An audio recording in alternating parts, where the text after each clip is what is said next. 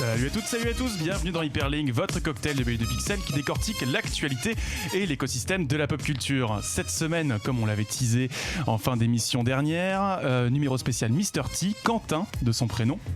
Un mois après, à peu près, après la sortie de Once Upon a Time in Hollywood, on va revenir sur ce film très attendu, peut-être l'événement cinématographique de l'année, avec une bien belle compagnie autour du plateau. Nous avons Perrine Kenson, bonjour. Bonjour. Alors Perrine, on te connaît, tu es chroniqueuse sur Binge Audio, dans les podcasts Nos Ciné et Next Episode. On te retrouve également dans le film français Cinématiseur et Première. Par exemple. Première, très belle transition, car nous avons un invité de marque de l'autre côté du plateau, Damien Leblanc. Bonjour. On te retrouve dans Première, également dans Trois Couleurs, et tu es auteur également de l'ouvrage Les Révolutions de Mad Men chez Playlist Society. Exactement. On est ravis de vous recevoir, et on est aussi également ravis de recevoir pour sa première fois en plateau, en tant que chroniqueuse, j'ai envie de dire, ouais. Océane. Comment ça va ? Un peu stressée, mais sinon ça va. Pour nos chroniqueurs qui ne te connaîtraient pas encore, c'est quoi un petit peu tes zones d'expertise ? Le cinéma, les séries, j'aime beaucoup la musique, je suis assez axée féminisme et droits LGBT aussi. Et j'ai mon propre podcast, les Money Adaptation Club, et j'adore les citrons aussi, c'était important de le dire. Super. Et donc tu vas nous parler cette semaine du coup de Gemini Man, le nouveau film de Ang Lee. Tout à fait. On a également en face de toi Chloé, comment ça va ? Ça va bien, chaudement, et ça ne fait que commencer. Ça ne fait que commencer. Bon, ça va mieux se passer cette fois a priori. Donc loin de la dernière. Pour l'occasion, donc où tu vas nous parler de Once Upon a Time in Hollywood, on consacrera un petit segment critique dessus au milieu du débat. Et pour la troisième fois, toujours fidèle, toujours présent, Cédric, comment ça va ? Jamais 203. Jamais 203. Tu te reposes un peu la semaine prochaine quand même ? Bah oui, on parle de Batman, j'en ai rien à foutre. Très bien. Bon, vous pouvez toujours nous suivre sur les réseaux sociaux évidemment, au hashtag HPL. Sur le chat évidemment, on vous lit. Vous pouvez poser vos questions, faire vos remarques, on y répondra tout au long de l'émission. J'ai envie de dire, c'est parti pour les critiques.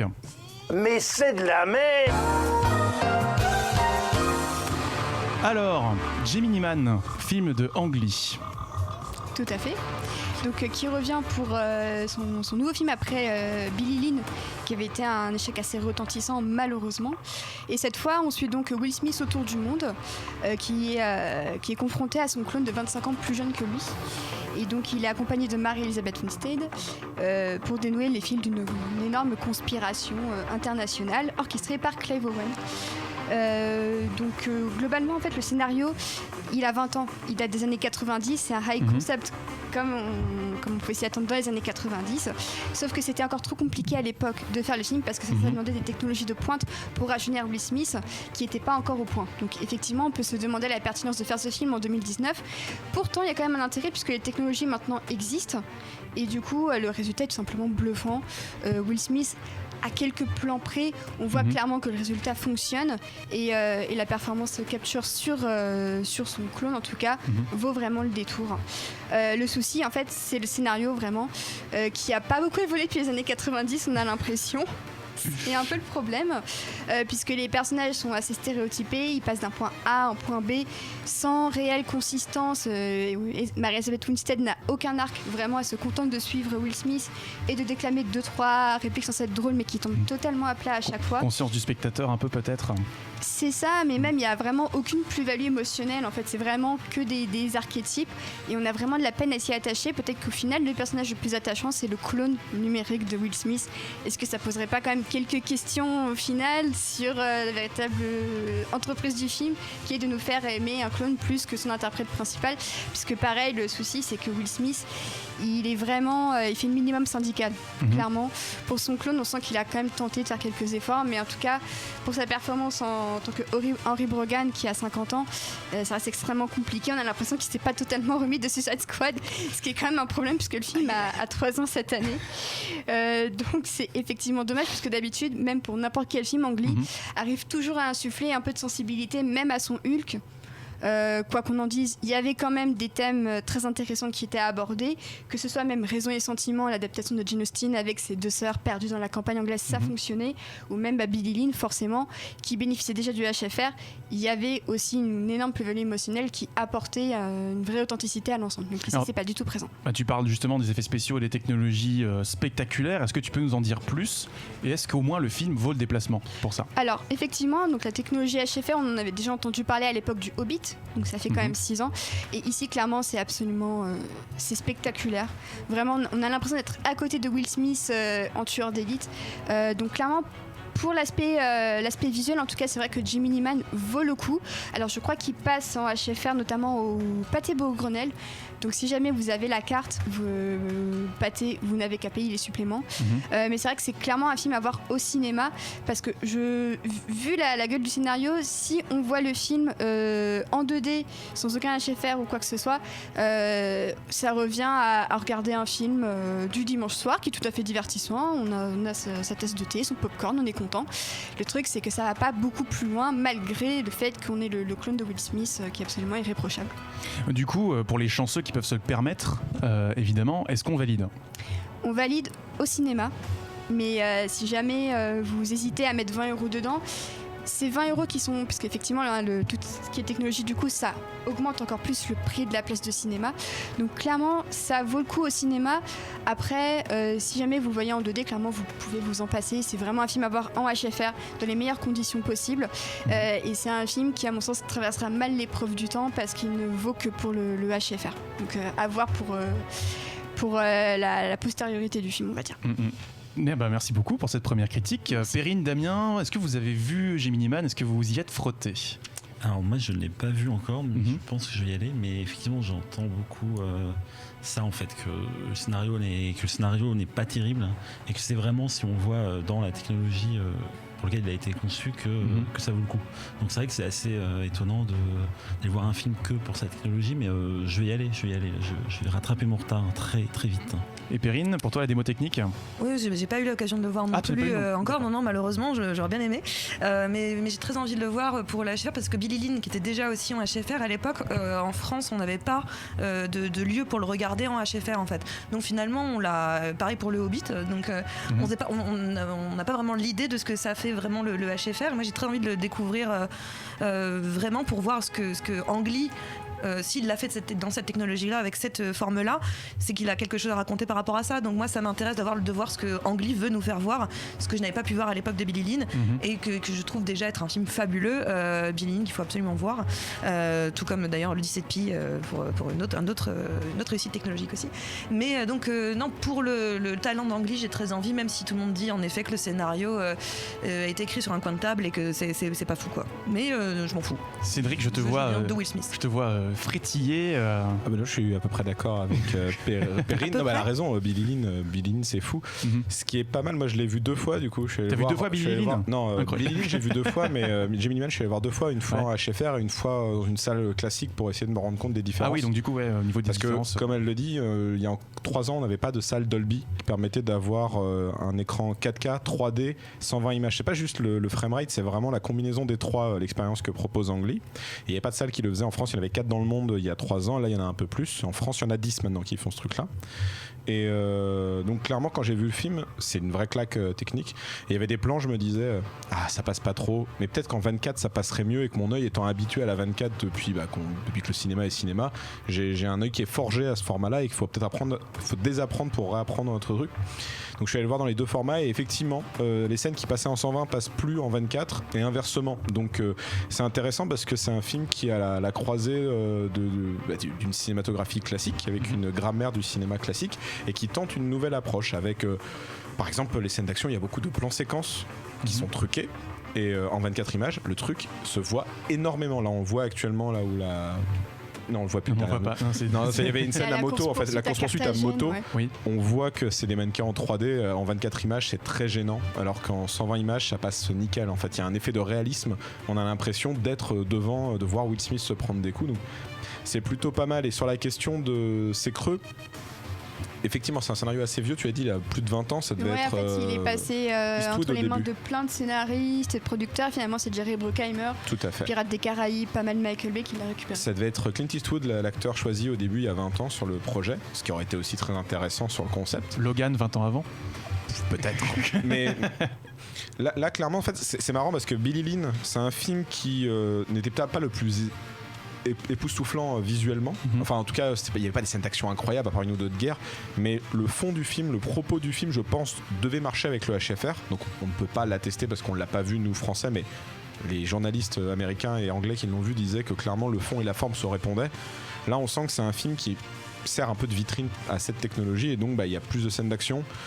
Il y a un scénario que Ang Lee n'a pas trop eu le temps de façonner et qu'il a pris un peu tel quel. Donc c'est vraiment un projet assez intéressant qui mérite de se voir en HFR. Et est-ce que ça durera dans le temps, est-ce qu'il va vieillir ? Peut-être qu'il vieillira mal, mais j'ai envie de dire, on se souvient tous, si on étudie un peu le cinéma, du Chanteur de jazz, qui est le premier film parlant. C'est pas un très bon film, ce film. Enfin, c'est même un très mauvais film avec des blackface et tout, mais on s'en souvient parce qu'il y a 10 minutes chantées. Si on se souvient de ce film comme étant un des premiers jalons d'une nouvelle technologie qui pourrait se populariser, moi ça me va parfaitement, il remplit son rôle à ce niveau-là en fait. On a oublié Beowulf quand même. C'est pas pour la 3D. Mais c'est pas la même technologie, mais enfin là c'est pas de la 3D CGI, là c'est vraiment la 3D, la 4K HFR avec en plus un panel de couleurs beaucoup plus approfondi font que par exemple les explosions dans le film, quand tu les vois dans le film, il y a un détail dans les explosions assez dingue, tu as l'impression de voir l'explosion devant toi. En 2D, c'est une explosion classique quand tu la vois. Enfin, c'est vraiment, on a même pour l'eau. Même l'eau visuellement. C'est incroyable, on se croirait à la géode en train de regarder un documentaire. Le vrai souci, en fait, il est esthétique dans le sens que les images, dès que tu dépasses un certain framerate, ça fait image de télévision, ça fait image de documentaire ou de retransmission sportive. Donc tu te dis, ah là là, ça fait bizarre, ça fait trop réaliste, mais c'est qu'une question d'esthétique. Je renvoie à cette très bonne vidéo de Monsieur Bobine qui dure 7 minutes. Le HFR, parce que tout est dit. En 7 minutes, il explique ce qu'est le HFR, il explique d'où vient cette technologie, ses inconvénients esthétiques et ses avantages qui ne sont que technologiques en fait par rapport au format qu'on a actuellement, qui est quand même assez dépassé pour beaucoup de choses. Chloé, est-ce que ça t'enthousiasme ? Moi vraiment, pour être très très honnête, j'avais vu la bande-annonce au cinéma, j'ai rien compris de la bande-annonce, à part le fait qu'il y avait 2 Will Smith, je comprenais pas. C'est suffisant. Ça pétait de partout, il y avait de l'action, mais je me suis dit ça va être encore un blockbuster d'action lambda, moi je vais pas voir ça quoi. Mais de ce que vous en dites de la technologie et de l'effet visuel, si ça pousse à la curiosité parce qu'on se dit qu'il y a quelque chose d'un petit peu plus, parce que oui vraiment du peu que j'en avais vu, j'avais dit non c'est bon. Vraiment hors plateau, j'avais dit à Karel, moi la critique très franchement j'ai pas envie de la faire là-dessus quoi. Si je peux m'épargner ce film, je me l'épargne. Donc là je change d'avis, merci. Et point positif final, les salles Dolby, on en a pas parlé, mais c'est une super expérience, c'est des sièges en cuir de papa génial avec inclinaison pour les pieds, la tête, il y a un confort. C'est dangereux ce truc là. C'est dangereux, c'est un coup à s'endormir. Mais c'est pas très grave, mais je veux dire j'avais vu le Roi Lion dans cette salle, j'avais failli m'endormir. Tu payes 22 euros. J'avais vu X-Men dans cette salle.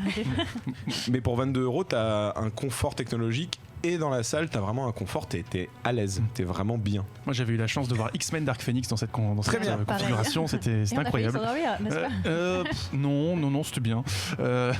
C'était sympathique, voilà, on va dire. Bon, c'est tout pour ce segment critique, il est 17h14. Je propose du coup qu'on se mette bien, voilà, tranquillou bilou, avec, vous savez quoi, Will Smith, tout simplement. Double peine. Men in Black. Ah non, Just the Two of Us, évidemment, c'est raccord avec le thème. À tout de suite. De Pixel après cette pause, ma foi un petit peu douce, un peu moins brutale que Gemini Man. Un peu moins, mais vite fait. Vite fait, ok, très bien. Ça a pas mal parlé de Jurassic Park sur le chat pendant la pause. Perrine, quelque chose à dire? Un message adressé? Moi non, ouais. Mafouba 3, je ne suis pas d'accord avec toi, Mafouba. Elle a pas dit ça, moi je peux le dire, j'en ai rien à faire. Elle a dit, va bien te faire mettre. Alors déjà, je suis pas vulgaire comme ça. C'est moi qui l'ai dit alors. Mais on va te trouver, Mafouba. On va te trouver et te chercher. Alors, mais on en reparle si tu veux, Mafouba. Vous pouvez retrouver Mafouba, il m'est désolé. Non, mais c'est une blague, désolé, Mafouba. S'il vous plaît, on peut retrouver Mafouba sur le Discord de Hyperlink, évidemment. Sur la place Clichy, sur les samedis soirs. Il s'excuse en plus. Non, mais voilà. Mafouba. Mais non. On va se retrouver en octogone. Et on salue Phenom, on salue PJB Caro, on salue la débauche. Ce chat part en n'importe quoi, on se calme. Parce qu'on a quand même un gros programme pour ce numéro. On va quand même parler de Quentin Tarantino. Et je propose, si la régie est ok, qu'on se lance maintenant. De toute façon, ça sert à rien de discuter avec toi, t'as toujours raison. Si, ça sert de discuter, c'est toi qui as toujours raison. Alors, Tarantino, Chloé, c'est qui ce bonhomme ? Né un beau matin d'automne en octobre 63. Non, j'ai dit Chloé, j'ai pas dit Pierre Bellemare. Effectivement. Quentin Tarantino, c'est un bonhomme avec une histoire un peu particulière. C'était pas un type du tout scolaire. Il a très très vite abandonné sa scolarité pour son amour du cinéma, qu'il a commencé à développer très très jeune de par son beau-père. Et suite à ça, il laisse le collège, le lycée, il part faire des petits boulots, il travaille tout d'abord comme ouvreur dans un cinéma porno pour ensuite se rediriger vers un vidéoclub qui s'appelle Vidéo Archive. Il va travailler quelques années par là-bas et c'est là-bas qu'il va vraiment se faire sa culture cinématographique, films français, films japonais, kung-fu, la totale.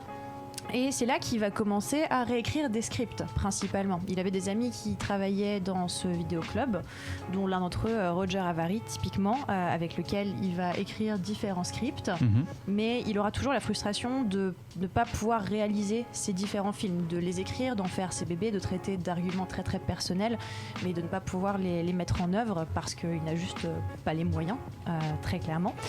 Ce qui va nous porter en 84, en 87 à de la réécriture, de la frustration pour passer en 90 à une écriture express en 3 semaines de ce qui va devenir Reservoir Dogs, qui va ensuite lancer dans le cinéma et qui va lancer sa carrière de réalisateur et non plus de simple scénariste. Et effectivement, tu fais bien de le rappeler, Tarantino peut-être au début de carrière, un peu frustré. Scénariste d'abord, Cédric ? Ah ouais, il est scénariste. Enfin, en gros, il se lie d'amitié avec un monsieur qui s'appelle Roger Avary, avec qui ils vont coécrire ensemble au début des petits trucs. Par exemple, Roger Avary, il a un projet un scénario qui doit durer environ 30-40 minutes. Au début, c'est un moyen métrage. En le réécrivant avec Tarantino, ça passe à 80. Ils essayent de le vendre. Enfin, ils vivent un peu de ça, quoi. Ils sont entre le ciné-club, la réécriture de scénar. On le sait maintenant, il a écrit Tueur Né, il a écrit My Best Friend's Birthday et True Romance. Merci, sur True Romance, qui n'ont pas été réalisés par lui, du coup, mais par Oliver Stone, par Tony Scott. Enfin, voilà, il a eu quand même un métier de scénariste avant. Il écrit quasiment tous ses projets, même si certains sont basés sur des histoires, il écrit tous ses projets. Même quand il peut participer à des séries, on en parlera peut-être un moment très vite, mais il a participé à des épisodes des Experts ou de Urgence, dont il a écrit les épisodes lui-même. Donc voilà, il a jamais fait d'école de cinéma, mais il a très vite vu qu'avec Avary, en tout cas, s'il a réussi à capter comment on écrivait une histoire. Et je pense que ça lui vient de... Il a fait du théâtre aussi. Il a fait du théâtre, il a fait de l'acting. De toute façon, il est acteur dans beaucoup de ses films au début, même de ses copains. Et ce qui est plutôt marrant, c'est que, tu l'as dit, dans le ciné-club, il a découvert des nouveaux cinémas, parce que de par son beau-père, il a découvert surtout le cinéma américain, les séries américaines. Je sais pas si on l'a dit, son nom, ça lui vient entre autres d'un héros de roman et d'un héros de série télé. C'est le héros de Gunsmoke, Quent. Le rôle joué par Burt Lancaster, en fait. Donc, et au cinéma, dans le vidéoclub, il découvre des trucs comme la nouvelle vague française, ce qui lui a donné le goût des dialogues qui ne servent à rien mais qui sont juste jouissifs, comme j'appelle ça. Mais effectivement, c'est ça qui est très intéressant, c'est qu'il n'a pas fait l'école du cinéma, contrairement peut-être à la génération d'avant. C'est-à-dire que le nouvel Hollywood, ils avaient quand même tous fait des écoles, les Coppola, tout ça, avaient fait quand même des écoles de réalisation. Lui, il apprend effectivement le cinéma. C'est ce qu'on raconte dans ce vidéoclub. Donc pendant 5 ans, il travaille pendant 5 ans et il passe des heures et des heures tous les jours quasiment à conseiller des gens. Et donc en fait, il apprend vraiment le cinéma en parlant, en discutant constamment. Et ce qui est intéressant aussi, c'est qu'un de ses premiers projets, en fait, c'est avec un de ses amis qui s'appelle Craig Hamann, je crois, qui est beaucoup moins connu que Roger Avary, mais qui travaille au vidéoclub lui aussi, et qui ensuite a fait des films également. Et apparemment, pendant des années, ils ont essayé de faire un film qui s'appelle My Best Friend's Birthday, et il y a d'ailleurs 30 minutes du film. Il a moitié cramé, je crois, le film. Mais c'est ça. Ce qui est marrant, c'est qu'on peut le voir sur YouTube. Enfin 30 minutes. Et c'est vraiment un film sur lequel ils ont énormément galéré. Il a vu que c'était compliqué de réaliser un film avec les très faibles moyens qu'il avait à ce moment-là. Et c'est là effectivement que je pense qu'il part vraiment vers l'écriture, et il est devenu très très fort assez vite dans le fait de réécrire en fait des scripts qu'on lui donnait. Et donc effectivement, pour moi, Tarantino, c'est d'abord quelqu'un qui apprend le cinéma en discutant et qui a très rapidement un talent d'écriture, et on va retrouver ça après on va en parler, je pense, de Reservoir Dogs, mais dès la première scène de Reservoir Dogs, voilà, il parle du cinéma, et en fait c'est ça qui dès le début va distinguer ce film noir des autres, c'est qu'ils sont là, des gangsters qui parlent du cinéma, qui parlent de Madonna. Qui parlent de la grande évasion, voilà. Donc dès le début de la carrière de Tarantino, on a cette discussion autour du cinéma, et voilà, c'est cet art des dialogues dont tu parlais. Est-ce qu'on peut dire que le dialogue, c'est son premier marqueur stylistique, s'il faut définir ce que c'est qu'un film tarantinesque? Perrine? Non, pardon, je voulais juste rebondir sur ce que vous disiez aussi sur le fait que, ce qui est intéressant chez Tarantino, beaucoup de choses, mais notamment le fait que avant d'être un réalisateur, avant d'être même un scénariste, c'est ce que vous dites, c'est que c'est un cinéphile. C'est quelqu'un qui, avant toute chose, c'est ce qu'il est, et il continue à l'être. C'est-à-dire que non seulement il s'est formé par la cinéphilie totalement, et aussi c'est une cinéphilie qui n'est pas, qui ne fait pas de hiérarchie. C'est très intéressant chez lui en fait. C'est-à-dire que pour lui, un film de Godard, comme je sais pas moi, Bande à part. D'ailleurs, c'est pour ça qu'il appelle ça Société Bande à part. Mais un film comme Bande à part et un petit film de kung-fu de seconde zone, voilà, c'est la même chose en fait. Il n'a pas de critères de hiérarchie, et c'est ce qui va après traverser son cinéma aussi. C'est-à-dire qu'en fait, je trouve qu'il a une vision plutôt, en tout cas que moi je partage du cinéma, en l'occurrence, où je pense pas qu'une cinéphilie vale mieux qu'une autre, qu'un type de cinéma vaut mieux qu'un autre. Et lui, en fait, c'est ce qu'il va découvrir en bouffant du film comme ça, et bouffer du film, il continue à le faire, hein. Il va continuer à se faire des trucs dans sa propre salle de cinéma à lui, dans sa maison, mais il continue à aller aussi au cinéma, à se faire des back-to-back, et en fait il va transmettre cette idée que voilà, et faire découvrir aux gens d'autres cinéphilies par son propre cinéma, et ça va montrer que tout se vaut en fait, d'une certaine façon. Il n'y a pas mieux. Et pardon, parce que sur les dialogues, je t'ai coupé. Non, pas de souci. Du coup, on peut aussi rebondir là-dessus. Il y a beaucoup de gens qui disent voilà, Tarantino, vrai faux cinéphile, peut-être plus cinéphage, comme tu disais, il bouffe du film. Est-ce que c'est une cinéphilie qui se vaut? Bah oui, quand même. Oui, parce qu'en soi, moi je pose la question. Hein. Ah oui, non, mais c'est une question qui est ouverte pour pas mal de monde. Beaucoup de gens posent la question, est-ce qu'il est cinéphile ou cinéphage? Je pense qu'il est les deux en fait. Il aime les films, il aime en mater. Je pense que les deux ne sont pas incompatibles. Et c'est pour ça, à mon avis, que Tarantino, ses goûts sont aussi éclectiques. C'est que effectivement, il ne fait pas de distinction. Là, je vois sur le chat entre film d'auteur et film de genre. Et en plus de ça, pour lui, toute référence est bonne à prendre. Il va vraiment piocher partout. Tant que pour lui, ça aura une pertinence dans ce qu'il aura à raconter, à dialoguer ou quoi que ce soit, il prendra. Et c'est ça qui est intéressant, c'est que c'est du coup un cinéaste qui peut parler à tout le monde, parce qu'il peut autant parler de Madonna que faire des références à un western spaghetti dans Django. C'est ça qui aussi le rend aussi large, et je trouve que ça se perd limite un petit peu, ce genre de cinéaste cinéphage, cinéphile, je sais pas comment on peut le qualifier. Du coup, j'ai l'impression que ça se perd un petit peu d'ailleurs. Le côté un peu syncrétique, en gros, avec beaucoup de une espèce de melting pot de plein d'influences. C'est ça. Pour revenir à son style, du coup, quoi est-ce qu'on reconnaît un film tarantinesque? On va mentionner les dialogues. Peut-être le parler en commençant à en parler avec son premier film. Parce que son premier film, ses deux premiers films posent plus ou moins toute sa cinéphilie et tout un peu la matrice, son style. C'est la matrice. Donc Reservoir Dogs et Pulp Fiction, mais Reservoir Dogs, déjà on peut le dire, il aime les sujets underground. En général, les personnages de ces films sont des tueurs, des gangsters, des malfrats, des cow-boys, et pas des gentils cow-boys. C'est souvent des anti-héros. Il y a beaucoup de femmes, étonnamment aussi. Alors peut-être pas toujours dans les premiers, mais il y a quand même la mariée dans Kill Bill, on verra plus tard, où il y a des personnages qui quand même non, mais il a un discours par rapport à ça en fait, sur la place de la femme. Il a un discours, et justement ces films en vrai, de Reservoir Dogs jusqu'à Boulevard de la Mort, c'est justement un discours sur la prise de pouvoir des femmes en fait, et de comment les femmes arrivent dans sa cinéphilie, mais surtout arrivent à supplanter l'image du mâle blanc habituel, dominateur. Ça va être tout son discours sur une première partie de sa carrière. Mais c'est vrai que pour rester sur les premiers films, en effet, il y a ces personnages comme tu disais, à la fois sombres mais amusants. Il y a toujours une part d'humour dans son cinéma. Il y a une part de... Il y a une érudition en fait. Ces personnages sont vraiment toujours très très racé en fait. Dans la version d'Agents Secrets, c'est jamais des gros abrutis. On le voit les gars. Non mais dans le sens que ça se discute quand même. Non mais dans le sens que sur Reservoir Dogs, son premier film Reservoir Dogs, c'est un petit peu ça, c'est-à-dire qu'il y a le personnage de Michael Madsen qui mais il y a forcément c'est un peu la grosse brute qui est peut-être moins speed que les autres, mais justement ce qui est on parlait des femmes et des hommes tout à l'heure, ce qui est très intéressant, c'est que le premier film Reservoir Dogs, c'est vraiment un film où il y a que des hommes, mais là pour le coup, je crois que quelqu'un avait compté qu'il y avait 2 dialogues de femmes dans tout le film, voire je sais même pas si on a d'ailleurs. Et après, effectivement, ça change dès Pulp Fiction. Mais il parle des femmes, ça c'est marrant, parce qu'il parle de Madonna. La seule femme en fait qui est dans le film, c'est Madonna, Madonna, parce qu'ils en parlent. Effectivement.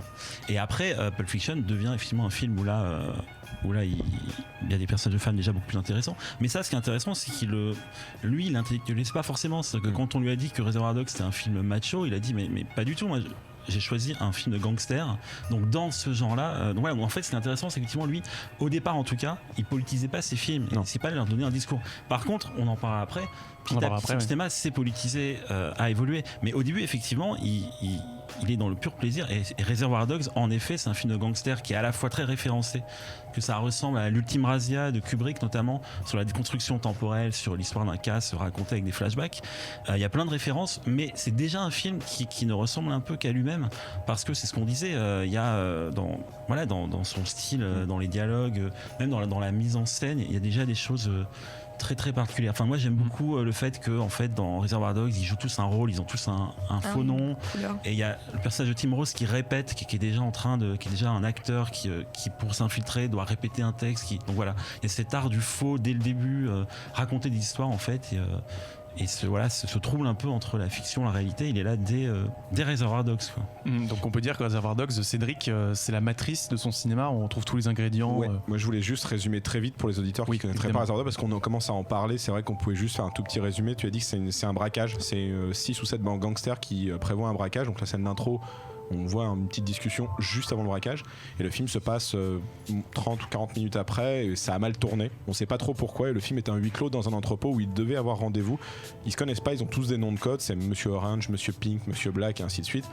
Et l'un des codes, enfin l'un des petits gimmicks de la cinéphilie de Tarantino, c'est les retours en arrière, c'est la déconstruction temporelle. Ça se joue sur ça, c'est que tout le film va jouer sur qu'est-ce qui s'est passé. Donc on va redécouvrir des moments, des fois 20 minutes avant, une semaine avant, et on va découvrir petit à petit de façon déconstruite l'histoire, et donc comment on en est arrivé à ce braquage qui a foiré, et pour quelle raison, parce que il y a des infiltrés, il y a des corrompus, et ainsi de suite. Et donc ça me semble aussi logique qu'il n'y ait pas de femmes, dans le sens que si c'est un huis clos entre mecs qui a mal tourné et qui sont tous dans le même hangar, va pas y avoir de femmes qui va rappliquer, quoi. Du coup, la narration donc chronologique, c'est un enjeu de rythme, ou est-ce que ça nous invite à justement penser des thématiques de manière transversale? Je pense par exemple à Pulp Fiction, où les unités thématiques se construisent dans un récit qui n'est pas chronologique du tout. Moi je trouve que Pulp Fiction c'est le mieux rythmé de Tarantino, alors qu'il est complètement déconstruit, c'est un vrai puzzle. On ne sait pas si on va faire un bond dans le temps, un bond dans le futur ou dans le passé. Et ça qui est intéressant, c'est que chaque segment, c'est comment est-ce que Tarantino va retomber sur ses pattes avec de nouveaux personnages, dont il faut introduire les enjeux alors qu'ils arrivent parfois au bout de 2 heures de film, ce qui est quand même une grosse gageure, surtout quand c'est un tel casting en plus. Et c'est pour ça, pour moi, Pulp Fiction c'est un peu son aboutissement en matière de déconstruction temporelle. Je pense qu'il pourra pas faire mieux. Chloé ? Pulp Fiction était vraiment écrit comme ça aussi. Oui. Je sais pas comment est-ce qu'il a écrit Reservoir Dogs. Peut-être qu'il s'est dit que pour une question de rythme ou même d'essayer quelque chose de nouveau, ça pouvait bien fonctionner. Mais quand il a repris Pulp Fiction, c'était un scénario qu'il avait déjà pensé avec un de ses amis du ciné-club. Il a décidé de le réécrire, et l'enjeu c'était de mettre en scène 3 histoires qui font que les mêmes personnages se rencontrent dans 3 temporalités différentes. C'était vraiment l'enjeu du film dès le départ. Alors du coup, vu que c'est une intrigue où on se perd facilement, qui a envie de la pitcher, qui s'y risque? Moi je peux, il n'y a pas de souci, mais je peux laisser la place à quelqu'un d'autre s'il y a une... Non, vas-y. Vas-y Cédric, vas-y.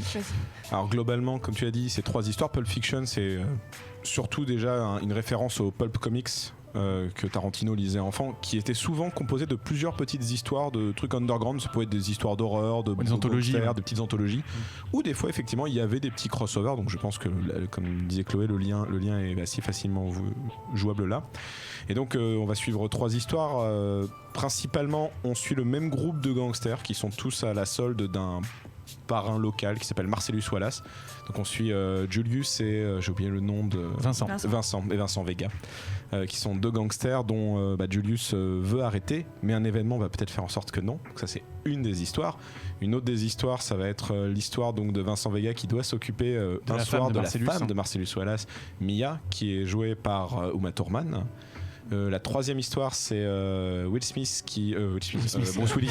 Il est partout. Will Smith, Jimmy c'est Jimmy Neeman. Will Smith dans Tarantino. Il se joue pour lui-même 25 ans plus tard. Non, non, c'est Bruce Willis qui est un boxeur un peu petite frappe pour ce Wallace et qui veut arrêter. Et donc il décide de la lui faire à l'envers et de se barrer. En emmenant la caisse, ça tourne mal, explication. Et sa copine. Sa copine à lui. Sa copine à lui. Oui, il vole pas la copine de Marcellus Wallace. Ah non, on vole pas la copine de Marcellus Wallace. Voilà. Et le film finit la boucle. On revient sur une histoire de Vincent et de Julius sur le fait que Julius va arrêter et il va y avoir un problème de, je cite, négro explosé dans la bagnole et on va devoir comment régler ce problème avec un certain Monsieur Wolf. Et la boucle se boucle dans le restaurant, du coup à la fin. Où l'action commence. Donc Pulp Fiction, pareil, thématique, enfin je pense qu'on peut rentrer dans la thématique avant la pause musicale. Pulp Fiction, finalement, est-ce que c'est pas la profession de foi de Tarantino au sens où il y a cette violence omniprésente, des personnages qui essayent de se dépatouiller et d'en sortir chacun à leur manière, et il y a les gagnants et les perdants. Oui, c'est ceux qui veulent arrêter la violence qui s'en sortent, et c'est ceux qui se complaisent dans la violence qui ne s'en sortent pas. Si on peut résumer la chose grossièrement, c'est un peu ça. Mais cinématographiquement, comment ça trouve son expression, ça, en termes de symboles à l'écran, avec beaucoup de sang. Avec beaucoup de sang. Beaucoup de gens se plaignent que les films de Tarantino, c'est très sanglant et tout ça. On va revenir dessus après la pause. Tarantino, je pense que tout le monde se souvient de sa réaction en voyant le shot sur la tête qui explose avec tout le sang qui gicle sur la vitre. Pour moi, c'est un des plans symboliques de Tarantino. C'est une explosion de violence d'un seul coup, auquel on ne s'attend pas, parce que souvent la violence chez Tarantino, elle apparaît de manière très brusque, sans forcément qu'on s'y attende. Et justement, c'est une discussion comme on pourrait tout à fait l'envisager chez Tarantino, un dialogue sympathique, et d'un seul coup, bim, le coup qui part sans qu'on s'y attende. Pour moi, c'est vraiment un des piliers de Tarantino, cette violence qui intervient là où on ne l'attendait pas forcément. Et là, on pourrait s'attendre à de la violence, finalement, elle n'arrive pas. Damien ? Mais ouais, c'est ça que je trouve très beau dans Pulp Fiction, qui est effectivement un très grand film, qui avait vu la Palme d'Or à Cannes, rappelons-le. Tarantino était jeune. Là, ça a vraiment 31 ans, je crois. Ouais, pour le coup, ça a vraiment lancé sa carrière médiatique. 7 nominations aux Oscars aussi, ouais. ce film. Et gros succès aussi en France et ailleurs. Et non, et Pulp Fiction, c'est un très très beau film. Et par rapport à cette question de la violence, on a assez rapidement estampillé les films Tarantino comme cool et violents, que ce serait une violence dans laquelle il se complie un peu.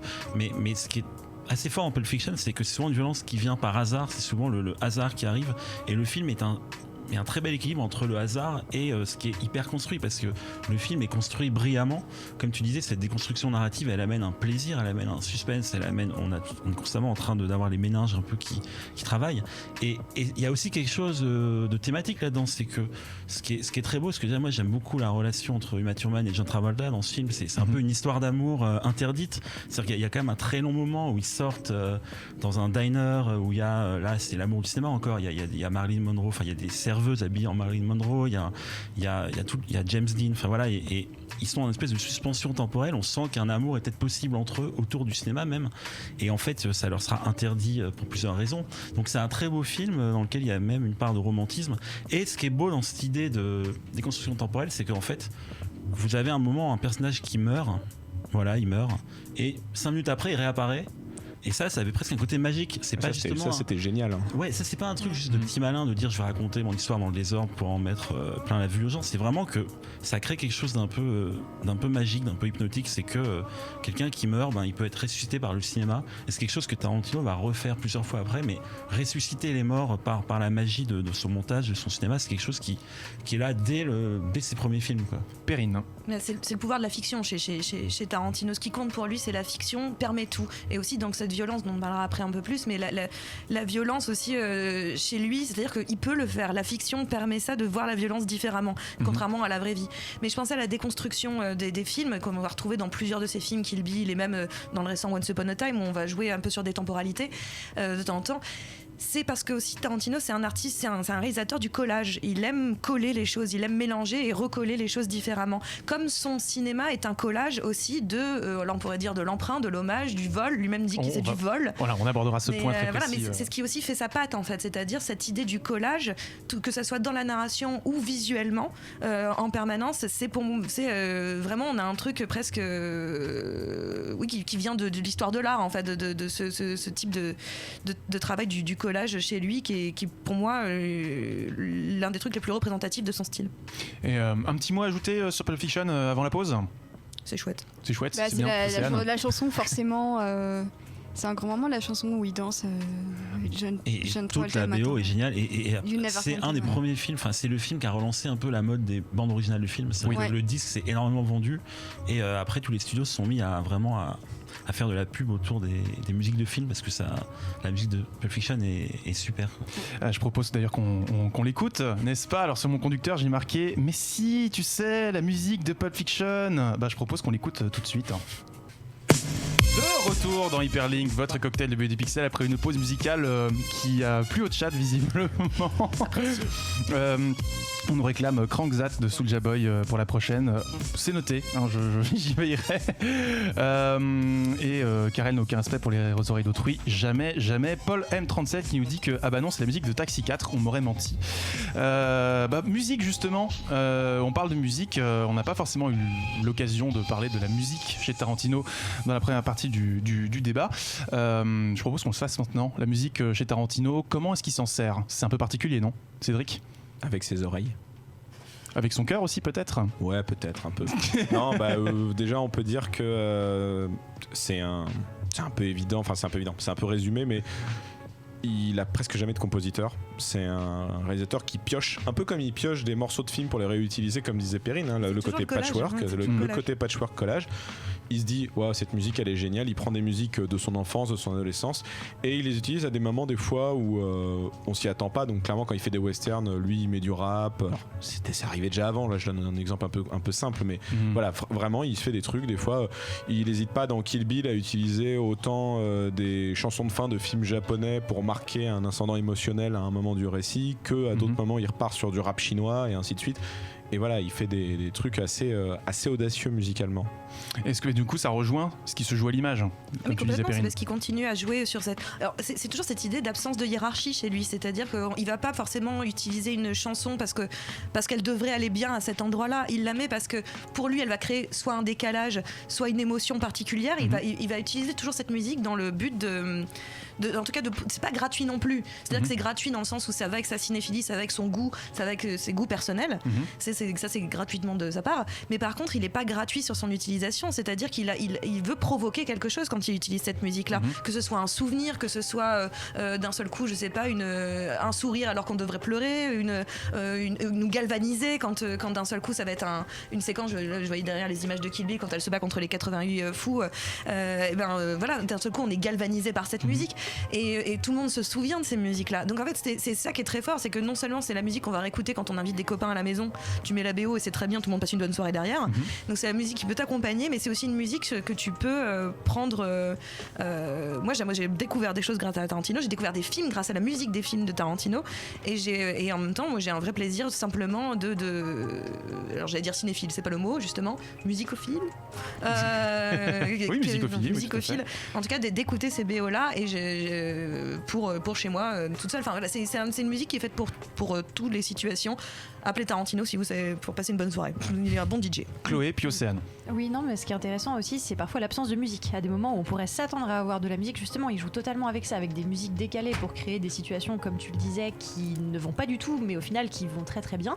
Et il y a des scènes où il y a du suspense, on s'attend à ce qu'il y ait cette petite musique de fond qui fasse monter la pression. Et en fait, il n'y a rien. Et puis tac, après, il va y avoir quelque chose de totalement différent. Donc autant les silences que la musique sont importantes, selon moi, dans Tarantino. C'est vraiment tout calculé. Je trouve que les silences chez Tarantino, ça fait partie de la musique. En fait, bizarrement, je trouve qu'ils sont orchestrés de la même manière que la musique. Et je trouve que ce qu'il arrive à faire, notamment sur ses films historiques, c'est de rendre les morceaux qu'il utilise intemporels.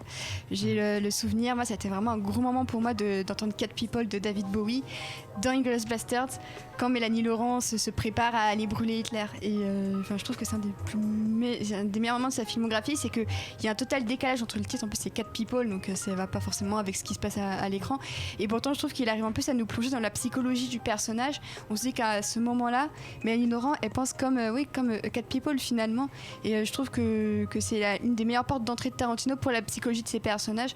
On y reviendra après, mais pour Once Upon a Time in Hollywood, je trouve que la bande-son du film accompagne très bien les virées en voiture de Brad Pitt et correspond très bien aussi à son état émotionnel. Donc c'est à la fois une playlist pour le plaisir d'entendre d'excellents morceaux, mais aussi qu'il y a une plus-value. On sent que peut-être qu'au fond ces morceaux aussi ont compté pour ces personnages. Quand Brad Pitt écoute la musique dans sa voiture, on sait que peut-être que ces morceaux pour lui dans sa vie, ils ont été importants, et c'est ça que j'aime particulièrement chez lui. C'est un peu comme ce qu'on pourrait comparer dans la house ou dans le hip-hop au sample en fait. C'est-à-dire ce côté justement, on va mélanger ce que fait Daft Punk sur Discovery par exemple, on va mélanger des samples pour que les gens puissent découvrir à travers les morceaux de house.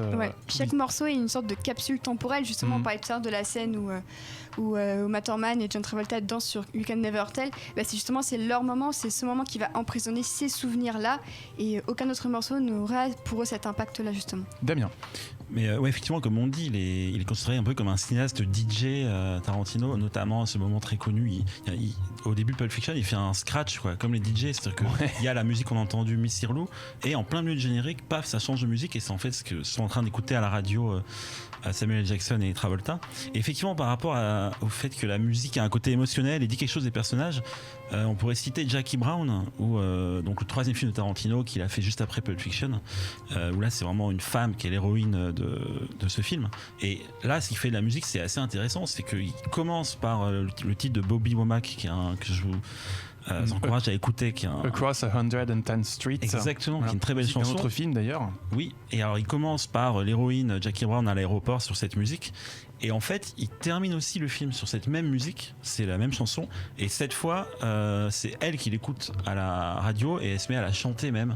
Et alors sans spoiler trop Jackie Brown, la fin est quelque chose d'assez déchirant, d'assez beau, c'est à la fois une libération, un renoncement, et c'est un peu là encore l'histoire de l'amour impossible comme dans Pulp Fiction.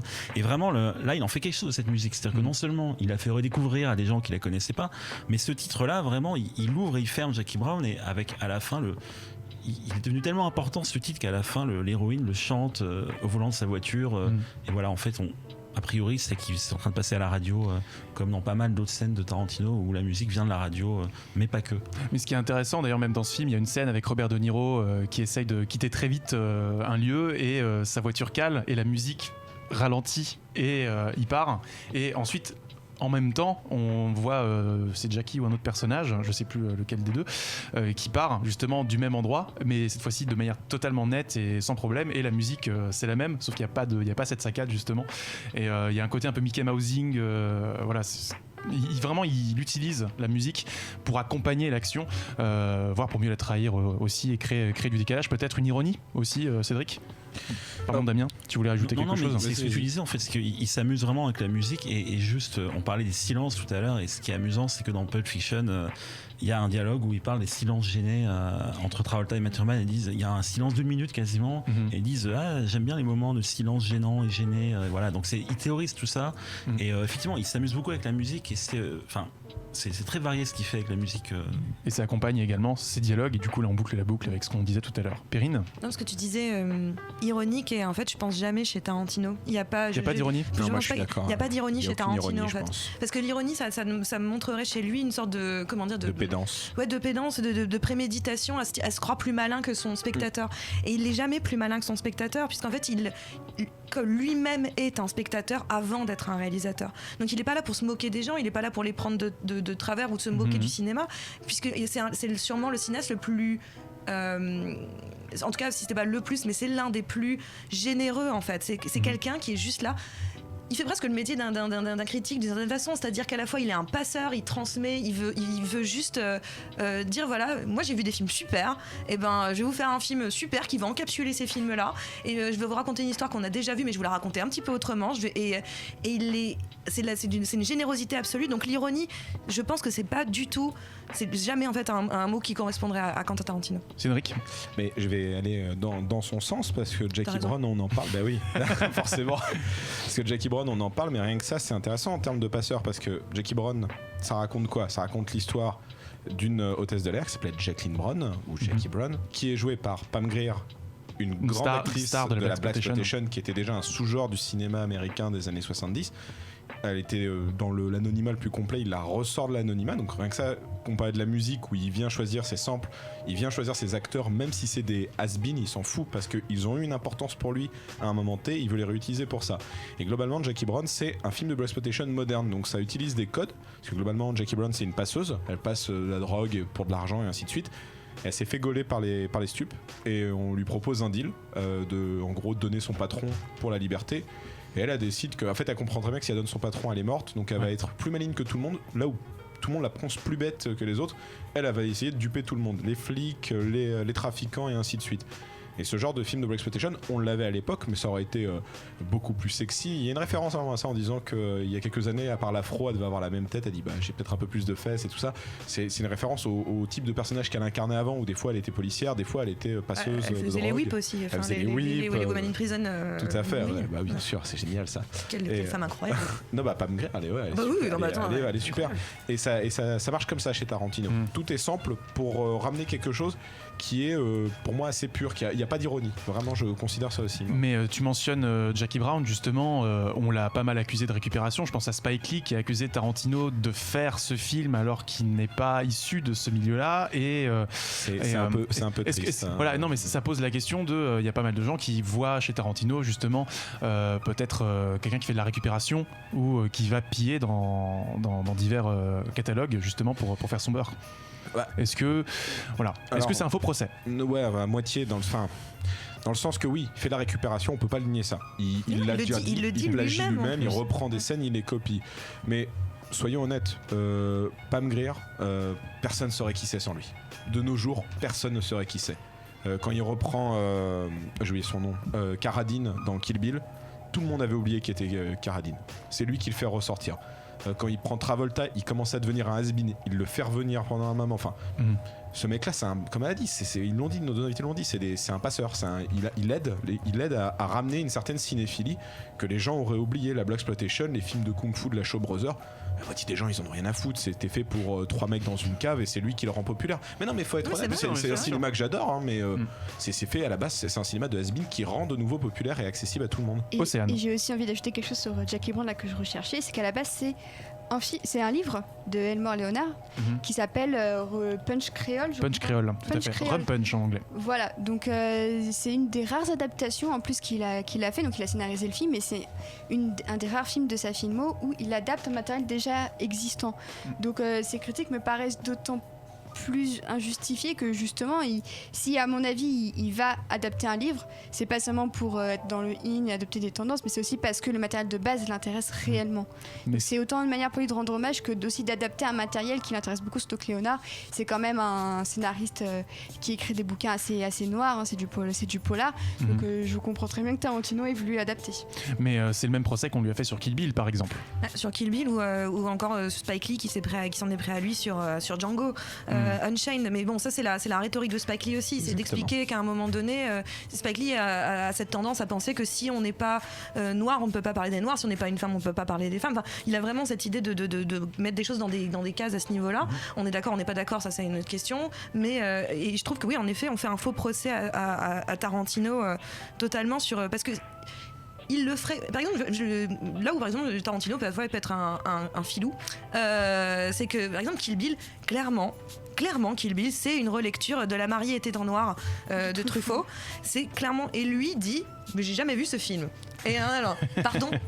Et donc tu mens, mon petit Quentin.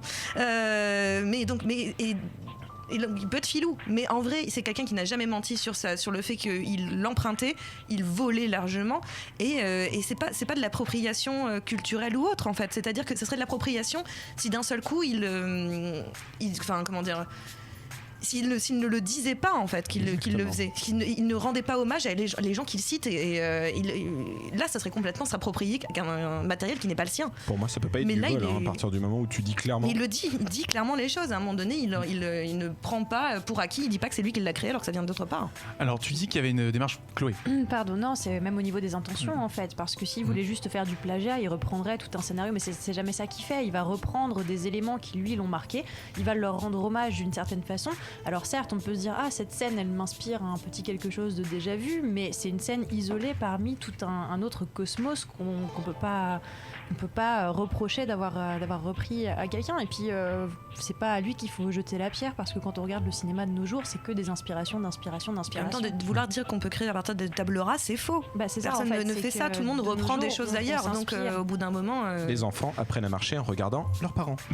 Évidemment. Wow. Damien. Mais après, peut-être que s'il y a eu à un moment ce débat quand même sur les vols de Tarantino, c'est parce qu'en fait, c'est vrai que lui, il cite des films comme tout le monde en fait, mais lui, il le fait avec une telle passion. En fait, ça peut pas le cacher. Par exemple, Kill Bill, dont on était en train de commencer à parler.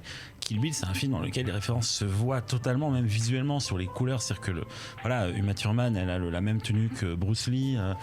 Là, il y a des citations visuelles absolues. Une scène en animation. Donc en fait, je pense que c'est quelqu'un de tellement passionné et qui fait les choses tellement à fond que quand il décide de s'inspirer de films pour les remettre au goût du jour, ou parce que lui, ça l'inspire, il le cache pas. C'est-à-dire que ça se voit vraiment à l'image. Donc là, ça se voit peut-être plus que d'autres cinéastes. Donc comme ça se voit même visuellement, graphiquement, qui s'inspire d'autres films, mais qui le revendiquent. Du coup, il y a forcément des gens qui disent mais attendez, il a rien inventé, parce que je pense qu'il fait les choses passionnément, et quand il veut rendre hommage à un film, il le fait vraiment. C'est-à-dire que il prend le même visuel, le même. Donc voilà, donc ça nous amène à Kill Bill en tout cas, qui effectivement est peut-être un jalon de la filmographie de Tarantino, parce que il y a quand même eu quasiment 7 ans, je crois, entre Jackie Brown et Kill Bill. Donc ça faisait longtemps qu'on l'avait pas vu. Il était en train d'écrire aussi Inglourious Basterds déjà à ce moment-là, il a mis beaucoup de temps. Et Kill Bill a pris un peu de retard en plus. Donc, et quand Kill Bill arrive, effectivement, là tout d'un coup, il y a des gens qui sont réveillés en disant mais finalement, il fait que copier et tout. Mais en fait, le film est beaucoup plus petit que ça, comme on le disait, quoi. Cédric. Moi, c'est mon film préféré de Tarantino. C'est mon film d'enfance. Ça a été un gros choc. Je pense comme 15 ans avant, ceux qui ont découvert Pulp Fiction, 10 ans avant, ceux qui ont vu Pulp Fiction, qui se sont pris dans la tronche. Et globalement, c'est un film somme pour plein de raisons, mais effectivement, c'est le plus honnête dans la démarche, dans le sens que c'est un film qui mélange western spaghetti, wuxia-pian chinois et chambara japonais, et qui le mixe au cocktail et au shaker dans une histoire qui marche très bien, où c'est globalement un revenge movie sur une ancienne tueuse à gages dont on ne connaît pas le nom, qui est bipée dès le début, qui s'est donc appelée La Mariée, et on va suivre en fait sa quête de vengeance quand son ancien chef et compagnon Bill l'a laissée pour morte pendant 6 ans de mémoire, 5 ou 6 ans, et elle a appris qu'elle était enceinte, elle a perdu le bébé, elle est fou de rage, elle a appris qu'elle avait subi des sévices de la part des infirmiers et des aides-soignants, vraiment donc pas de bol pour elle, mais elle est vivante, c'était la meilleure du groupe, et elle a décidé qu'elle allait tous les tuer comme il fallait. Donc elle a une liste, dont le dernier, Bill, Kill Bill, et voilà, et c'est super parce que ça résume parfaitement, je pense, le cerveau de Tarantino, dans le sens que, comme disait Perrine, il n'y a pas de jalon de qualité d'un film, et donc c'est un univers Kill Bill où des mecs font des sauts de 10 mètres comme dans les wuxia-pian chinois, et ils ont un katana japonais qui a le pouvoir d'être transmis de telle génération, de Hattori Hanzo, le sabreur machin, et il y a un western spaghetti à l'autre bout tout marche, c'est un monde de cinéma, ça serait un Hollywoodland, et je trouve que ça répond bien par ailleurs à ce qu'on peut ressentir dans son dernier, dont on parlera plus tard, Once Upon a Time. Effectivement, alors il y a un marqueur sur Kill Bill quand même, c'est cette affiche jaune avec, alors pas sur celle qui est en plateau, mais avec une éclaboussure de sang, ce qui amène quand même un sujet autour duquel on gravite depuis le début de l'émission. Mais voilà, la violence chez Tarantino, est-ce que c'est juste, est-ce qu'elle a une fonction cathartique, est-ce qu'elle a juste une fonction de jouissance, ou justement, comme tu le dis, on parle d'une histoire de revanche, et donc finalement, ce n'est que justice si elle inflige ça aux gens qui l'ont trahi.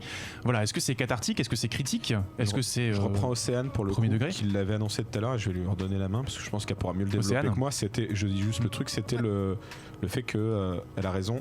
Les gens qui veulent partir du monde de la violence et de la mort sont plus glorieux en fait. Et clairement c'est ça. C'est-à-dire qu'il y a une espèce de justice divine derrière ce personnage qui clairement a voulu arrêter. On lui a mis un taquet, et donc elle revient pour une dernière danse macabre en fait. Oui, puis globalement, la vengeance et Tarantino, c'est un de ses thèmes fétiches.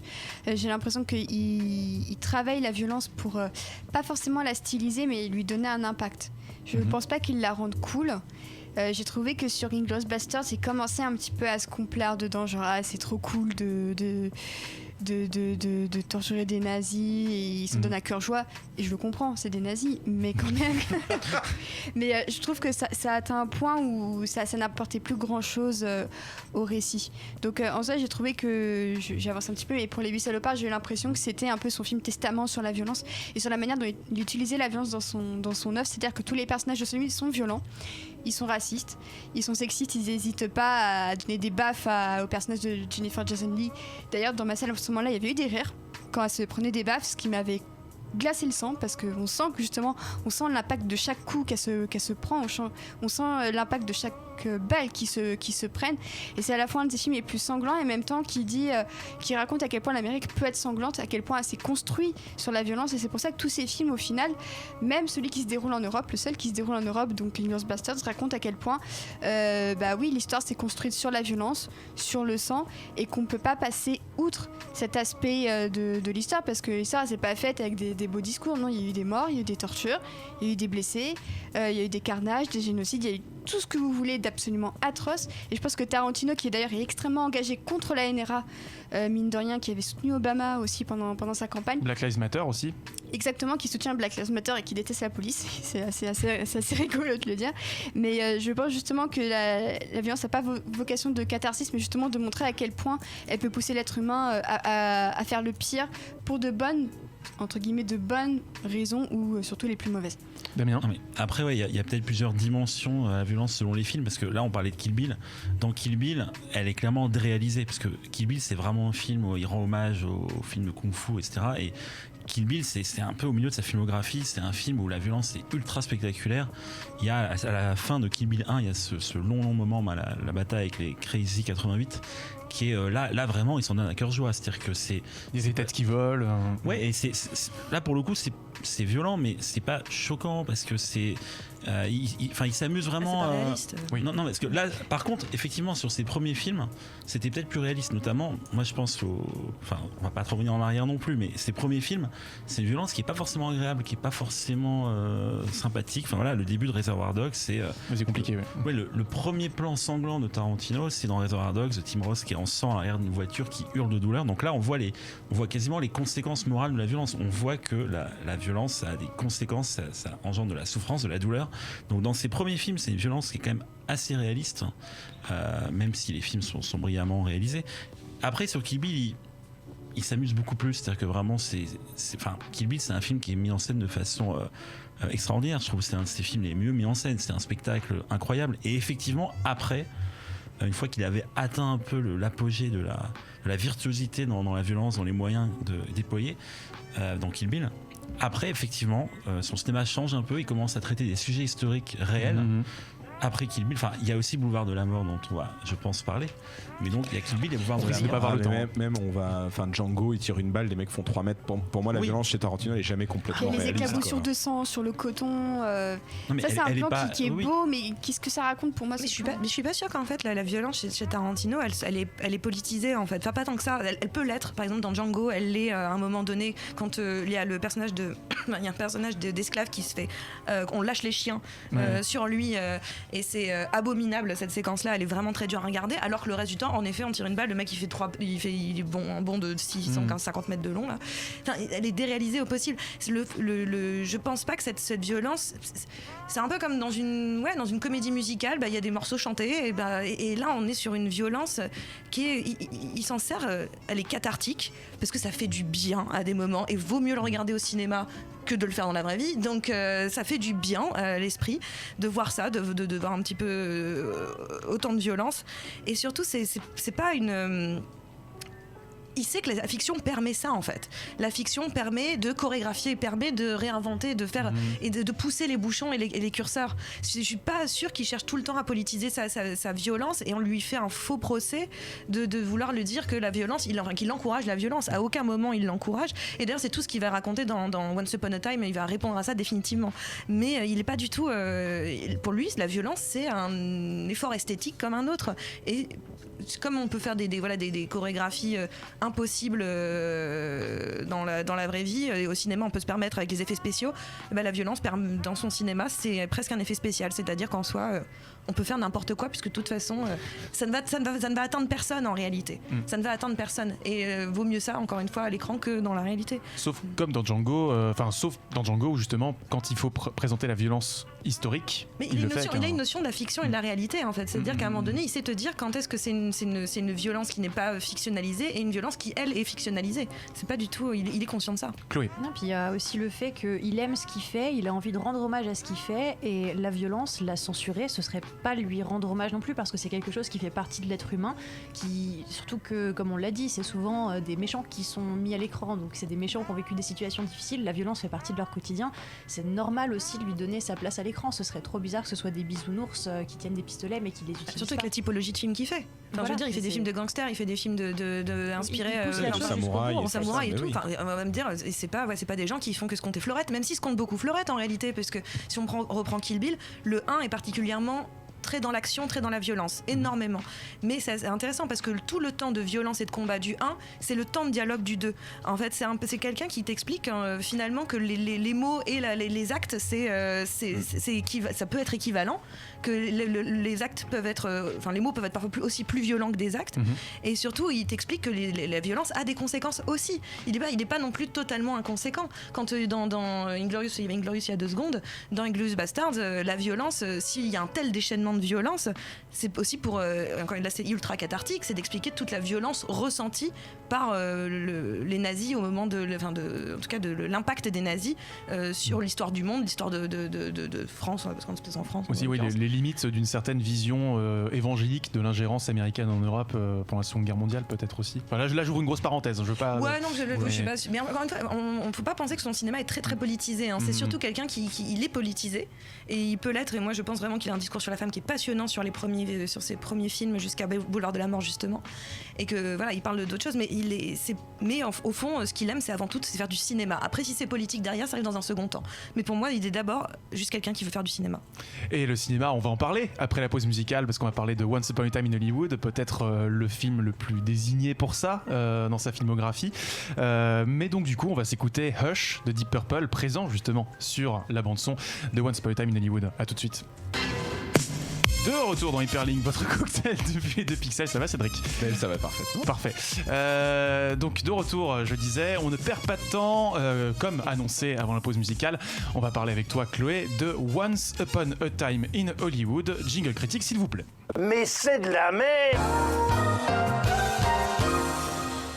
Il a été attendu, il a été teasé, il a surpris, il a été critiqué, comme il a été adulé. Chloé, toi qui as vu la dernière production en date de Tarantino, raconte-nous Once Upon a Time, qu'est-ce que c'est ?